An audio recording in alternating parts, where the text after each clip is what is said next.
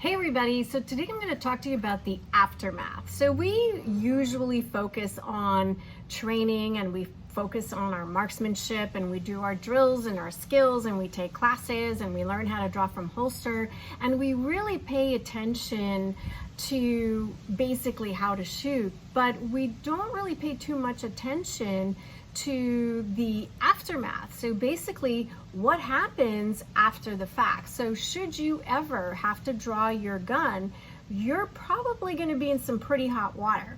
So today what I'm going to talk to you about is the 6 things that you probably didn't know that are going to happen to you in the aftermath and things that are going to happen once the police arrives.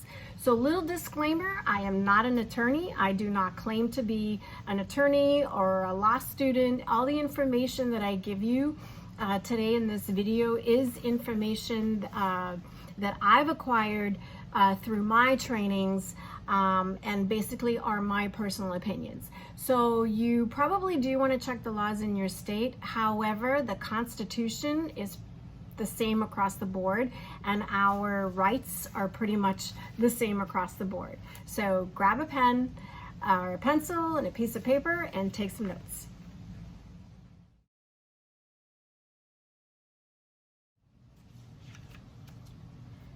So hopefully you've done your homework and you've learned the laws in your state and you know when you are justified and when you are not justified in drawing your gun.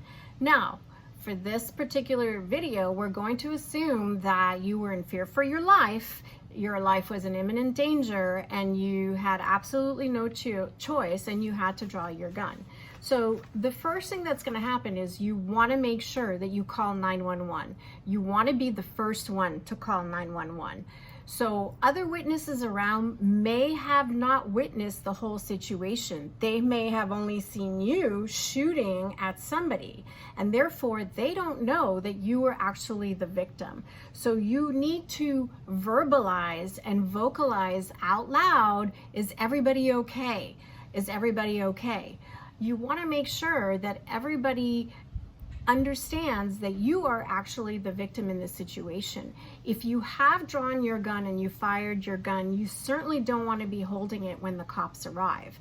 So call 911, give them a description of yourself, the location of where you're at, that there's been a shooting. You never want to say, I shot somebody. You want to say, there's been a shooting, please send an ambulance, and hang up. They are going to try and keep you on the phone and they are going to try and get as much information as they can. Remember, anything you say will be and can be held against you in a court of law.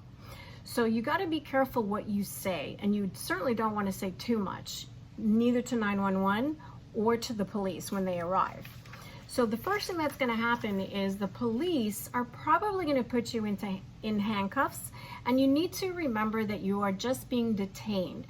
You are probably not being arrested until they read you your Miranda rights, but they do want to secure the scene. So remember, you cannot panic. If they put you in handcuffs, just remember you are the victim and you were the one that was in fear for your life.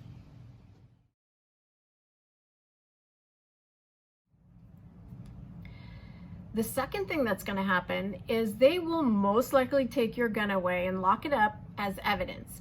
Now, don't let the words homicide and evidence scare you. This is just protocol, but they will probably keep your gun, and for a very long time. They're going to keep it as long as possible in case they ever need it to reassess your case. So while you're working with your attorney and probably getting off, because remember, you were the victim and you were in fear for your life or the life of a third party, you may be getting off, but your gun is probably going to stay locked up for a little while.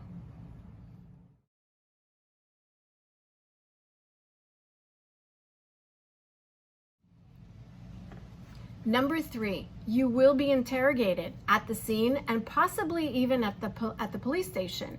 So guys, you need to remember one thing. The Fifth Amendment was created to protect the innocent, not the guilty, and you do have the right to remain silent until your attorney arrives. There is such a thing called excited utterances where you're going to want to tell them everything that happened, but until you calm down, you really shouldn't speak. So basically what's going to happen is the cops are going to try and get as much information out of you as possible. And they're already there. They are there for the courts. They're there to secure the scene, and they are there to gather as much information for the legal system. They are not there to protect you. What protects you is the Fifth Amendment, the right to remain silent. So be careful what you say. If you feel the need to say something, don't say anything that's going to certainly incriminate you, and you probably shouldn't say anything until you calm down. So one of the suggestions is to claim that you don't feel well, call EMS. All questions then will cease, and this will give you time to kind of like calm down and regroup before you say anything. Because anything that you say at this point, remember, can and will be held against you in a court of law. So take the time to calm down and remember the Fifth Amendment. You do have the right to remain silent until your attorney arrives.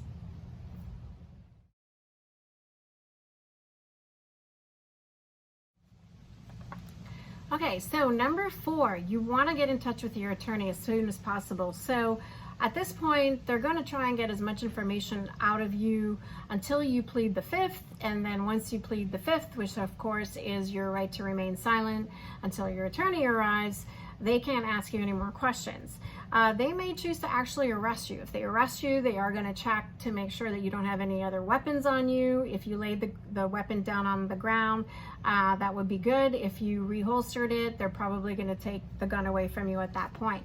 Now, should they arrest you, they're going to have to read you your Miranda rights. Now, anything that you say at this point without an attorney will probably not be admissible in court. So make sure that you're always careful about what you say, and make sure that you always have an attorney present before you decide to speak, because remember, they are there to gather as much information as possible for the court system.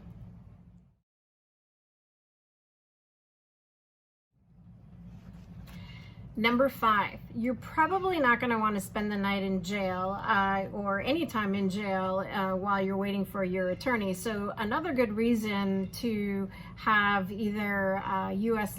Law Shield or USCCA, some type of CCW insurance, is because if you have to post bail or pay bond, the insurance will most likely take care of it for you. So if you don't have that insurance, that is the kind of money that's going to have to come out of your pocket if you don't want to spend any time in jail, which you probably really don't want to. So make sure that you have some kind of conceal carry insurance in case you need to post bail.